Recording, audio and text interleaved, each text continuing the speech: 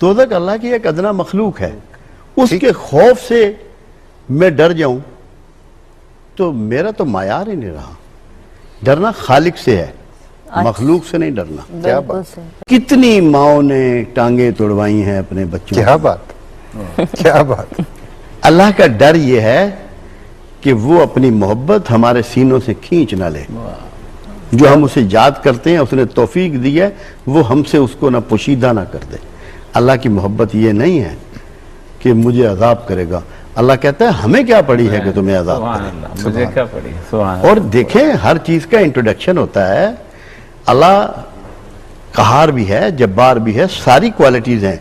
Introduction ये नहीं है उसका, ठीक। उसका इंट्रोडक्शन रहमान और रहीम है, बिल्कुल सही। वो उसका इंट्रोडक्शन है। और जो उसका इंट्रोडक्शन है वही इंट्रोडक्शन उसने अपने हबीब को कि रहमतुल लिल आलमीन के दर्जे पे पहुंचा दिया।